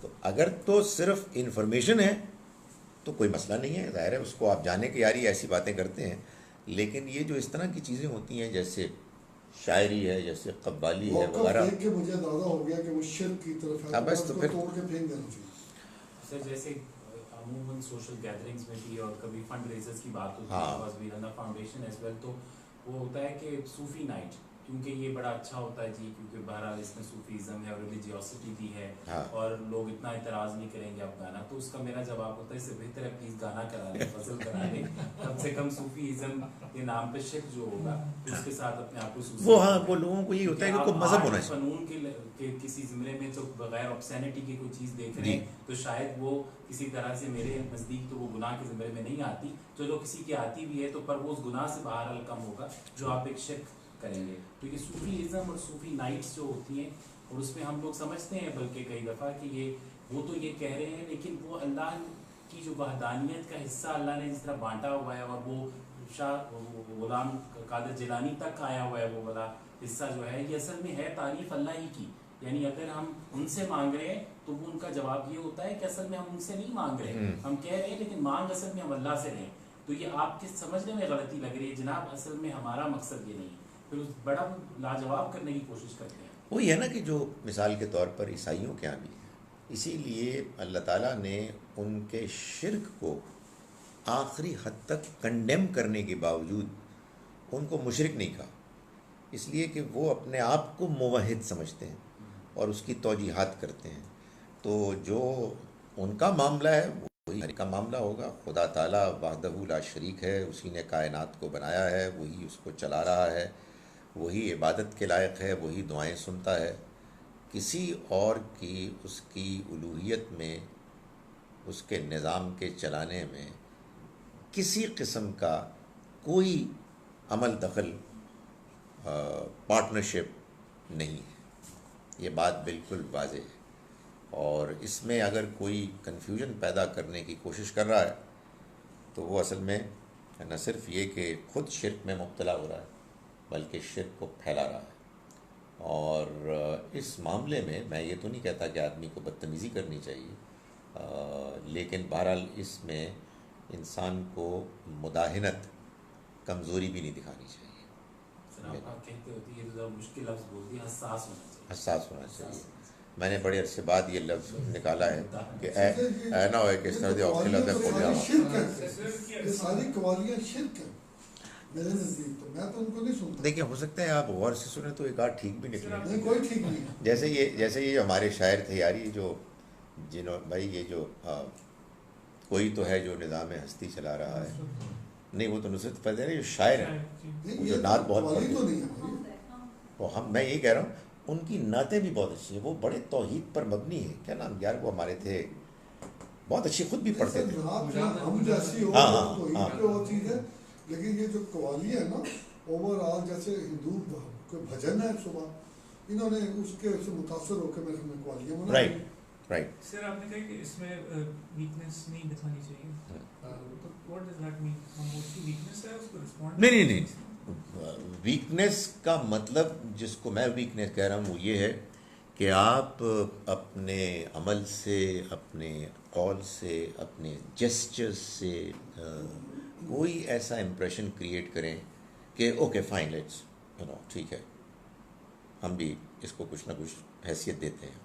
خاموشی بعض اوقات بہترین جواب ہوتا ہے. آپ بالکل خاموش ہیں، آپ نے کوئی تائید میں جملہ نہیں کھولا. بعض اوقات آپ کے پاس موقع ہوتا ہے کہ آپ اپنا پوائنٹ آف ویو بیان کریں. ظاہر ہے کہ وزڈم کا کیا تقاضا ہے اس میں اور آپ اختلاف بھی کر سکتے ہیں، سچویشن میں بھی فرق ہوتا ہے. مگر میں جس چیز کو کہہ رہا ہوں، اب مداہنت کا لفظ میں دوبارہ نہیں بول سکتا، پہلے مجھے روک دیا گیا ہے. کمزوری نہ دکھائیں. وہ اصل میں یہ ہے کہ آپ کسی درجے میں بھی کوئی ایسا اشارہ کنایا بھی نہ کریں جس سے معلوم ہو کہ ہاں یار یہ بھی اس کی بھی کوئی جگہ ہے. نہیں کوئی جگہ نہیں. سر یہ میرے گھر کا دو، ایک بریگیڈیئر صاحب اور ایک اور سینئر افسر ہے، تو وہ مجھے تبلیغ کی دعوت دے رہے ہوتے ہیں جو ہوتے ہیں مسجد سے. میں نے ان کی بڑی اچھی بات سنی، میں بٹھایا بہت انشورٹنگ بتائی. پھر میں نے ان کو دعوت دی آج کے لیے کہ ہمارے گھر بھی قرآن کی کلاس ہو رہی ہے، اس سے ہم قرآن میں بات کرتے ہیں اور کوئی فضول بات نہیں ہوتی، تو آپ بھی تشریف لائیں. انہوں نے فرمایا کہ ہم معذرت چاہتے ہیں، ہم نے شب جمعہ کرنی ہے، ادھر بھی مسجد ابراہیمی ہے. میں نے کہا شب جمعہ میں قرآن کی کوئی بات ہو رہی ہے، قرآن کی انڈرسٹینڈنگ تو نہیں ہے. اور نہیں وہ کچھ اور چیزیں بتانے سے بھی تھوڑا کترا. تو ابھی یہ جو ہماری سمجھ ہے کہ ہم قرآن کو تو ہم چھوڑ سکتے ہیں، لیکن ہمیں شب جمعہ کو ہم ایک دفعہ دائیں بائیں نہیں کر سکتے جس کے اندر کہ کوئی قرآن کی بات میرے نزدیک نہیں ہوتی ہے، وہ اور چیزیں ہوتی ہیں. یہ جب جواب دے دوں تو اس کے بعد آپ نے سوال کرنا ہے. دیکھیں میری گزارش یہ کہ شب جمعہ جو ہے وہ تبلیغی جماعت کے لوگوں کا ایک ویکلی اجتماع ہوتا ہے. اب جو شخص تبلیغی جماعت کے ساتھ شامل ہے، بعض لوگ 6 مہینے پہلے شامل ہوئے، بعض لوگ 2 سال پہلے ہوئے، بعض لوگ 20 سال پہلے ہوئے، یہ ان کی ایک غیر معمولی ایک ماحول ہوتا ہے جس میں وہ ایک دوسرے سے ملتے ہیں. ہم کو اگر ان کے سامنے اپنا موقف پیش کرنا ہے تو میرا خیال ہے کہ یہ تو آپ نے بہت اچھا کیا کہ آپ نے ان کو بلایا اور بوتل پلائی. یہ میں پوچھنے والا تھا کہ کون سی پلائی، یہ میرے دل میں خیال تھا ابھی تک کوکا والی اچھا کیا. انہوں نے میں ظاہر سوال پوچھ ہی لئیے. تو وہ تو آپ نے بہت اچھا کیا، لیکن ان سے آپ یہ بات کریں کہ پلیز جائیں آپ شب جمعہ، آبویسلی آپ جاتے ہیں ریگولرلی، کوئی ٹائم نکال لیں اور آپ تشریف لائیں. ہم آپ سے بات کرنا چاہتے ہیں، آپ مجھے حکم دیں، میں آ جاؤں گا، کوئی ٹائم طے کر لیں گے if they are willing to. کیونکہ وہ یہاں ظاہر ہے کہ تھرسڈے اپنے شب جمعہ کو چھوڑ کے نہیں آئیں گے، یہ ان کے لیے ایک تقریباً ناممکن بات ہے. تو آپ کے پوائنٹ آف ویو سے یہ بڑی عجیب بات ہے کہ قرآن جہاں پڑھایا جا رہا ہے اس کو وہ چھوڑ کے وہاں جا رہے ہیں. ان کے نزدیک شاید آپ کی بات بڑی عجیب ہے کہ شب جمعہ ہو رہا ہے، اتنے زیادہ مسلمان اکٹھے ہوئے میں، تو وہ دوسرے کی نہیں وہ پرسپیکٹو ڈفرینٹ ہے. لیکن نا بات یہ کہ قرآن ہے نا، یہ کتاب پڑھا تو یہ مولوی رہا ہے، پتلون قمیض پا کے آ گیا مولوی، تو اب وہ کیا پڑھا رہے ہیں، انہیں کیا پتا. آپ وہی بتا رہے جو قرآن میں لکھا نہیں وہ مطلب یہ آپ کہہ رہے ہیں نا، ہو سکتا ہے وہ کہہ رہا ہو کہ یہ تو سب جو ہے یہ اپنی طرف سے کہہ رہے ہیں. So let's talk to them first. جناب سر جیسے آپ نے فرمایا بھی کہ یہ سب تمہارا کرم ہے آپ کا، اس طرح کی جو ہماری ہیں کچھ ورسز یا وہ پوئٹری ہے اس میں موبائل میں یہ کیوں کر رہا ہوں میں، تاکہ کوئی شک ہی نہ رہے کہ دایاں آتا ہے کہ بایاں آتا ہے. جی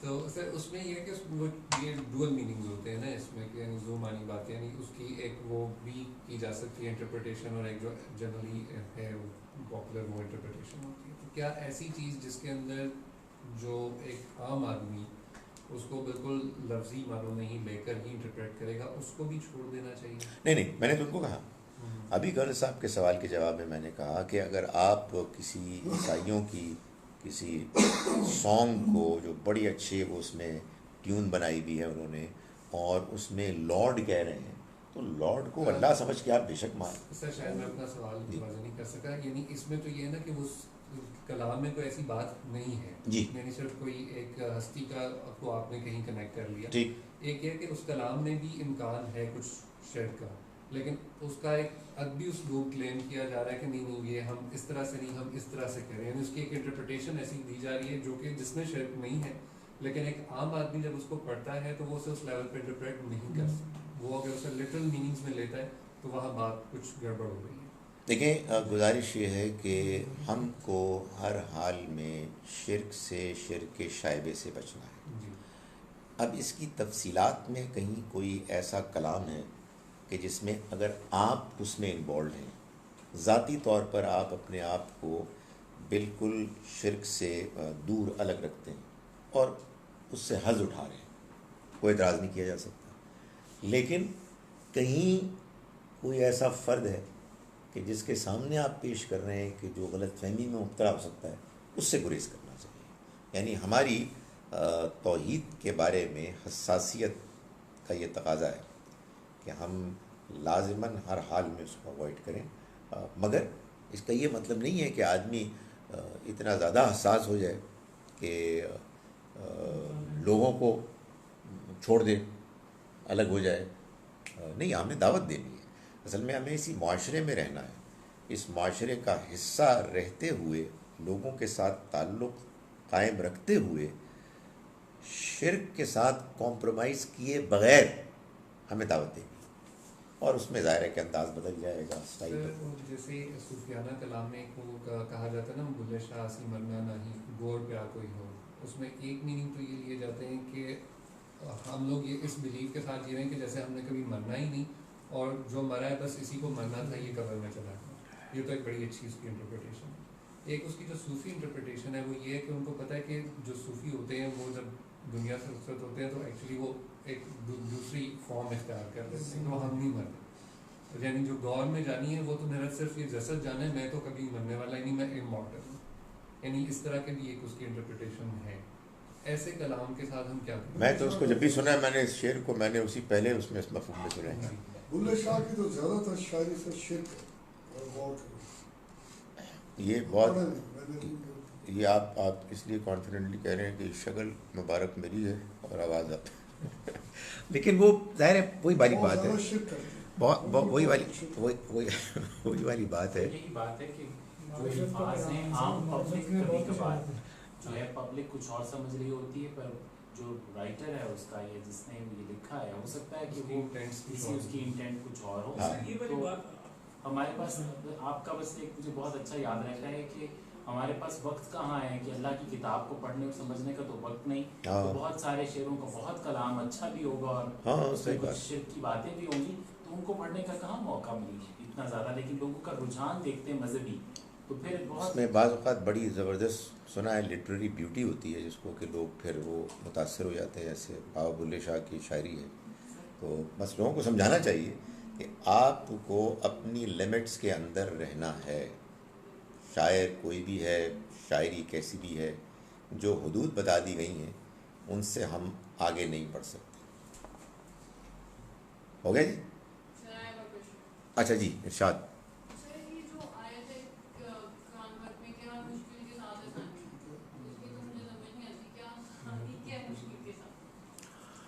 دیکھیں یہ ہمارے ہاں بڑی مشکل ہے اور اس مشکل کے ساتھ کوئی آسانی نہیں کہ لوگ تمام آیات کو جنرلائز کرتے ہیں.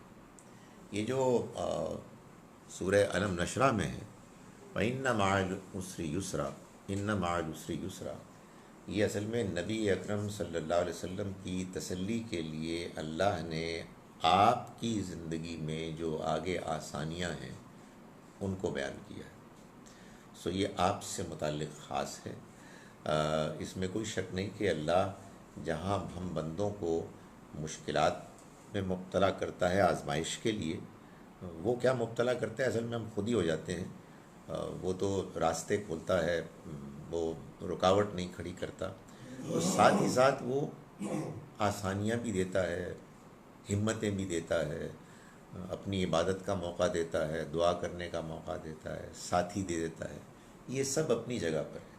لیکن قرآن مجید میں جو بات بیان کی گئی ہے وہ ایک جنرل پرنسپل نہیں ہے.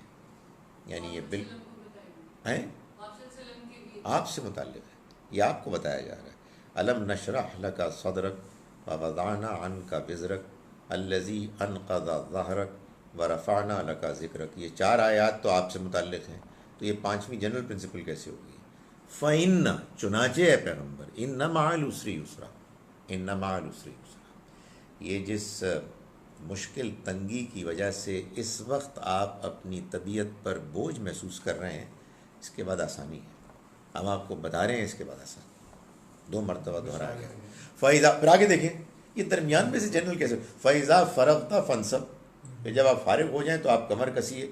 وَإِلَىٰ رَبِّكَ فَارْغَب، اور اپنے رب کی طرف راغب ہوئیے. یہ لوگ جو ہیں یہ نظم قرآن سے، قرآن کی ترتیب سے اتنے زیادہ نابلد ہیں کہ وہ جہاں سے چاہتے ہیں کوئی ایک آیت درمیان میں سے اٹھا لیتے ہیں اور کہتے ہیں کہ یہ یونیورسل پرنسپل ہے. قرآن مجید کی یہ سورہ پوری کی پوری نبی صلی اللہ علیہ وسلم کو ایڈریس کر رہی ہے.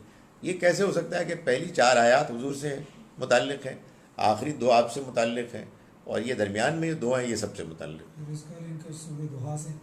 ہاں یہ پیچھے سورہ دوحہ سے ہے. سو میں گزارش کر رہا ہوں کہ اس کا یہ مطلب نہیں ہے کہ اللہ تعالیٰ آسانیاں نہیں دیتا.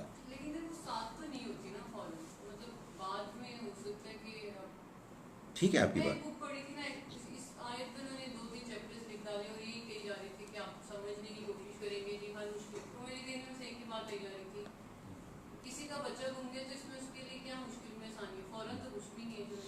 ہاں وہ اللہ کی طرف سے آزمائشیں ہوتی ہیں، اور ان آزمائشوں کے پیچھے اس کی اپنی حکمتیں ہوتی ہیں. ایک حکمت تو بالکل طے شدہ ہے کہ بہرحال وہ اس دنیا میں انسانوں کے اس رویے کے نتیجے میں کہ جو اپنے حالات اور اپنے پوٹینشیل کے لحاظ سے وہ شو کرتے ہیں، آخرت میں اس کے لیے ان کے لیے اللہ نے بندوبست کیا ہوا ہے، کمپنسیشن رکھا ہوا ہے.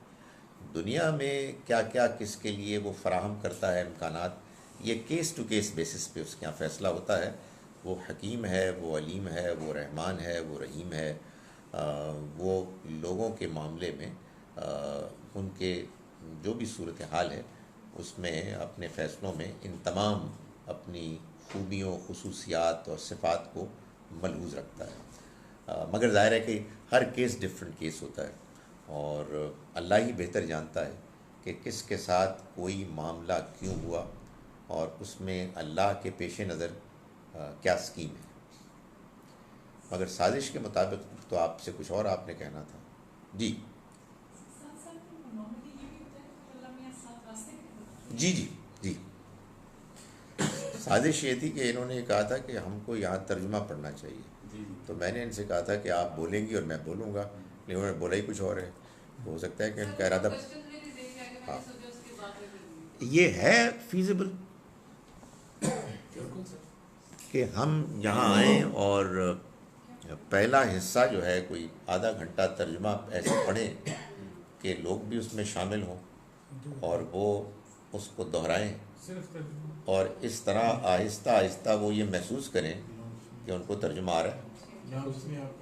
جی میں اب یہاں کرتا ہوں ایک آدھ کلاس میں، اور میں نے یہ کلاس جب یہ اس طرح شروع کیا، اور میں تو بہت تھوڑا کرتا ہوں، بعض لوگوں نے اس کو بہت پھیلایا ہے، تو یہ مجھے اس کی اہمیت اس وقت معلوم ہوئی جب مجھے 3 لوگوں نے الگ الگ موقعوں پر تقریباً ایک طرح کا پیغام دیا، اور وہ یہ تھا کہ ہم حج کرنے گئے یا عمرہ کرنے گئے، ہم بیت اللہ میں خانہ کعبہ میں تھے یا مسجد نبوی میں تھے، امام صاحب قرآن پڑھ رہے تھے اور ہم کو قرآن سمجھ میں آ رہا تھا. اللہ تعالیٰ آپ کو جزائے خیر.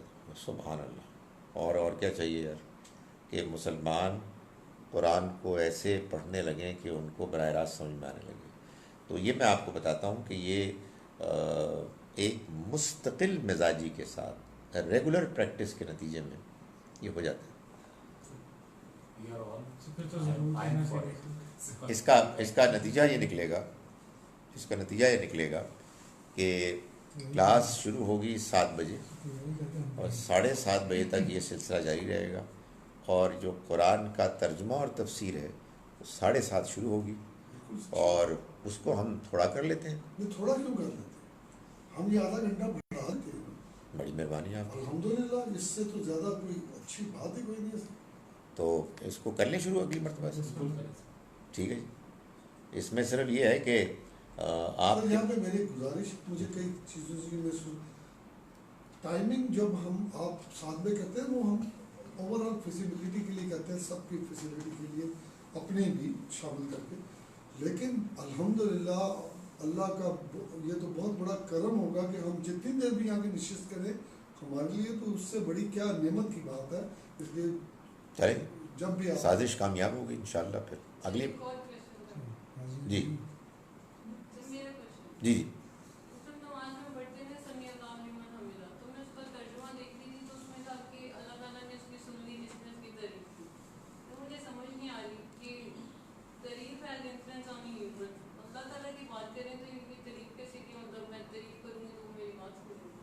نہیں اصل میں یہ دیکھیں, یہ بات جان لیں کہ اللہ اور بندے میں فرق ہے. آپ جب کسی بندے کی بٹرنگ کرتے ہیں نا, فلیٹری کرتے ہیں, تو اصل میں یہ ایک گھٹیا کام ہے. وجہ یہ ہے کہ آپ بھی اصل میں کسی مقصد کے لیے کر رہے ہیں, اور آپ بھی جانتے ہیں کہ جس کی آپ خواہ تعریف کر رہے ہیں اس قابل نہیں ہیں, اور وہ بھی بھائی صاحب جانتے ہیں کہ میں اس قابل نہیں ہوں, اور دونوں ایک ڈرامہ کرتے ہیں. وہ ذات ہی تو ہے کہ جو تعریف کے قابل ہے. جب آپ اس کی تعریف کر رہے ہوتے ہیں تو آپ دنیا کی سچی ترین بات کر رہے ہوتے ہیں, وہی تو تعریف کے قابل ہے. اور حمد میں وہ تعریف ہے کہ جو شکر کے جذبات کے ساتھ سرشار ہے. یعنی ہم اس ذات کی تعریف کر رہے ہیں کہ جس کی خوبیاں وہ ہیں کہ جن سے ہم فائدہ اٹھا رہے ہیں. اس جملے کا مطلب یہ ہے سمع اللہ لمن حمدہ, سن لیا اللہ نے کہ جس نے اس کی تعریف کی, اس کا شکر ادا کیا. یہ اصل میں ایک تمہید ہے تاکہ آپ کے اندر یہ اعتماد پیدا ہو کہ اب میں جو کہنے والا ہوں یہ وہ سن رہا ہے. ربنا لک الحمد, اے خدا تیری ساری تعریف اور سارا شکر تیرے لیے. وہ تو اصل میں گویا کہ ہوتا ہے نا کہ جیسے کہ مجھے ظاہر اللہ نظر نہیں آ رہا, تو آئی وانٹ ری ایشورنس, میرے اندر یہ جذبہ پیدا ہونا چاہیے. تو کبھی آپ نماز میں اس طرح سے اس کو پڑھیں کہ آپ اصل میں اب اس کی تیاری کر رہے ہیں. آخری جملہ سب سے امپورٹنٹ ہے, ربنا لک الحمد. تو میں یہ تجھ کو کہہ رہا ہوں, وہ کہ جو جب کوئی اس کی تعریف, اس کا شکر ادا کرنے کے جذبات بولتا ہے تو وہ سن لیتا ہے. تو میں کسی اندھے بہرے معبود کو نہیں پکار رہا, میں اس معبود کو پکار رہا ہوں جو سمیع و علیم ہے, اس نے سن لیا ہے. تو اس کے ساتھ آپ کا ایک ریلیشن شپ قائم ہوتا ہے. تو اس کو خدا را اللہ کو بندوں سے الگ کریں, جس کو آپ کہتے ہیں نا کسی کے چاپلوسی کرنا, یہ بندوں کے معاملے میں ایک گھٹیا کام ہے. خدا کے معاملے میں صحیح ترین کام ہے, اس لیے کہ وہی تو ہے اس قابل.